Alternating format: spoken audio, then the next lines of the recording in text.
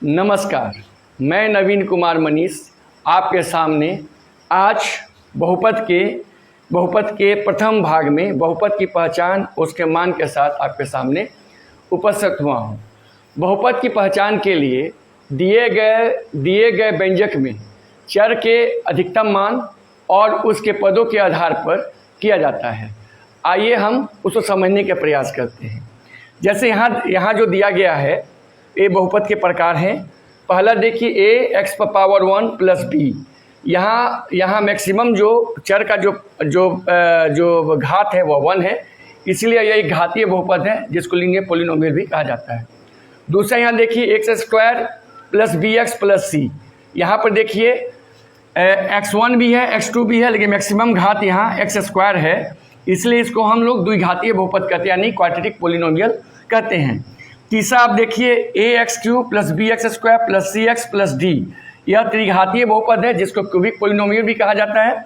इसमें भी आप देखेंगे x पर पावर q है, बी एक्स स्क्वायर यानी कि इसकी घात 2 है, सी एक्स इसका घात 1 है, इसीलिए यह जो है मैक्सिमम घात से जाना जाता है, त्रिघातीय बहुपद कहलाता है, यानी कि क्यूबिक पॉलिनोमियल कहा जाता है। चौथा यहाँ देखिए एक एक्स स्क्वायर ax पर power 4 plus b x³ plus c x square plus d x plus c, यह द्विघातीय बहुपद है, यानी कि बाइक्वाड्रेटिक पॉलिनोमियल कहलाता है। इसमें भी आप देखेंगे कि प्रत्येक पद को देखा जाता है। बहुपद में प्रत्येक पद की अपनी प्रधानता, इसलिए प्रत्येक पद को देखा जाता है। इसमें भी आप देखेंगे सबसे मैक्सिमम जो चर का जो घात है वह 4 है ना, इस सभी में, इसीलिए इसी के आधार पर यह बाइक्वाड्रेटिक पॉलिनोमियल कहलाता है। अंत में देखेंगे ax पर पावर 0, यह जीरो बहुपद है, यानी कि यह जीरो पॉलिनोमियल इसको कहा जाता है। यहाँ कहने का मतलब है कि किसी भी चर के ऊपर अगर कोई घात नहीं है या उसके ऊपर 0 है तो वह जीरो बहुपद कहलाता है, यानी कि 1 के बराबर हो जाता है, यानी कांस्टेंट वैल्यू जो होते हैं वह आपको जीरो पॉलिनोमियल कहलाता है। कांस्टेंट वैल्यू में 5, 6, 7, 10, 11, √5, √3 ये सारे जो होंगे वो आपको जीरो बहुपद कहलाएंगे। यहाँ आप जो a b c d e जो देख रहे हैं यह रियल नंबर है, यानी कि वास्तविक संख्याएं हैं। यहाँ मैं लिख देता हूँ a b c d और e जो है यह वास्तविक संख्याएं हैं, यह वास्तविक संख्याएं हैं। अब एग्जाम्पल के आधार पर, यानी उदाहरण के आधार पर हम ये समझने का प्रयास करेंगे कि कौन पॉलिनोमियल है और कौन सा व्यंजक जो है पॉलिनोमियल नहीं है।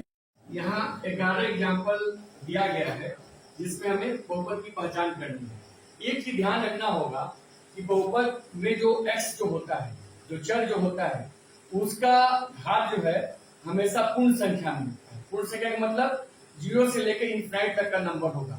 अगर वैसा होगा तभी वह जो बहुपद होगा वह बहुपद में होगा, अगर ऐसा नहीं है तो बहुपद में नहीं होगा, ये ध्यान रखना होगा। आइए पहला एग्जाम्पल शुरू करते हैं। यहाँ देखिए पहला पद में देखिए x³ है, ये बहुपद है, 2x स्क्वायर है, ये भी बहुपद है, इसका भी पावर 1 ये भी बहुपद है, 7 है, ये भी बहुपद है, क्योंकि हमने बताया था जीरो पॉलिनोमियल में इसका x का पावर 0 होता है। देखिए ये भी पूर्ण संख्या में है, इसलिए भी बहुपद है, यानी कि पहला जो आपका व्यंजक है यह बहुपद है, ठीक है, बहुपद है।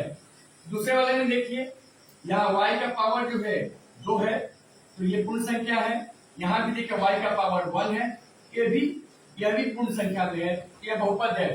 कभी भी आप पूर्णांक संख्या को मत देखिएगा, यह पूर्णांक संख्या जो होता है वो आपको रियल नंबर में होता है, यानी कि वास्तविक संख्याओं में होता है। तो यहाँ √3 है तो भी कोई फर्क नहीं पड़ता है, इसलिए यह भी क्या होगा, यह भी बहुपद होगा, बहुपद है। तीसरे में आइए, यहाँ भी देखिए t का जो पावर जो है 2 है, 2 है, बहुपद है। यहाँ देखिए 2/3 है, और यहाँ देखिए इसका भी t का पावर 1 है, ये भी बहुपद है। और ये देखिए √2 है, ये कांस्टेंट नंबर है, तो कांस्टेंट में तो आपको वास्तविक संख्याएं होती है, तो ये भी क्या होगा, बहुपद होगा, बहुपद है। तीसरा देखिए 5√2 है, 5√2 x है है ना, इसका ही पावर 1 है। और यहाँ ये कांस्टेंट नंबर 6 है, ये भी बहुपद है।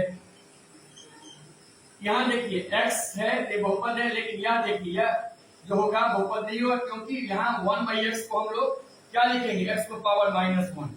तो यह पूर्णांक पे चला जाता है, माइनस क्या है, माइनस में है, तो ये पूर्ण संख्या नहीं है, यह पूर्ण संख्या नहीं है, इसलिए यह क्या होगा, इसलिए यह बहुपद नहीं होगा, बहुपद नहीं होगा। तीसरा देखिए x का पावर 100 है और -1 है, तो ये भी बहुपद में है और ये भी बहुपद में है, यह बहुपद है। फिर इसमें देखिए यहाँ भी x का पावर 2 है, यहाँ भी देखिए x का पावर 1 है, ये भी बहुपद में है, ये भी बहुपद में है, और 2 यहाँ पर कांस्टेंट नंबर है, ये भी बहुपद में है, यानी यह बहुपद है, यह बहुपद है। अब आगे देखिए यहाँ भी x² है, तो दो पूर्ण संख्या है, तो बहुपद में है, ये भी √2x है, ये भी बहुपद में है, तो यह बहुपद है।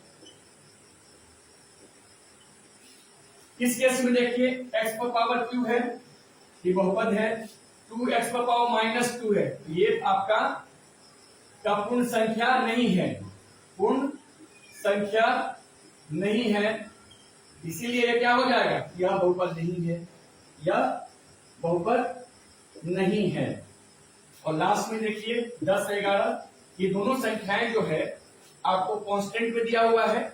यहाँ हमने बताया था कि यहाँ पर ये 0 पॉलिनोमियल है, बताया कि आपको x पर पावर 0 होता है, तो अगर x पर पावर 0 होता है तो कोई भी संख्या हमेशा 1 ही होता है, तो किसी भी संख्या के ऊपर अगर 0 है तो वह संख्या 1 के बराबर होता है। यहाँ चर पर यहाँ पर 0, इसलिए क्या हो जाएगा, 1 हो जाएगा, तो 1 से 1 को मल्टीप्लाई तो 1 ही रहेगा। इसलिए जितने भी कांस्टेंट वैल्यू होते हैं, जितने भी स्थिरांक होते हैं, वो सभी बहुपद में होते हैं, तो यह बहुपद है और ये भी बहुपद है। दिए गए उदाहरण से हम लोग अब ये समझ चुके हैं कि बहुपद को हम लोग कैसे पहचान करेंगे। आइए अब हम लोग ये जानने का प्रयास करते हैं कि बहुपद का मान कैसे निकाला जा सकता है। यहाँ हमने दो उदाहरण लिया है, 3x² + 5x + 4 और 2x³ - 3x² + 4x + 5। ये दो एग्जाम्पल हमने लिया है, उसमें हमें x = 2 और x - 1 का मान रखना है, तो इससे क्या होगा, बहुपद का मान हमको प्राप्त हो जाएगा। आइए देखते हैं। px = 3x² + 5x + 4।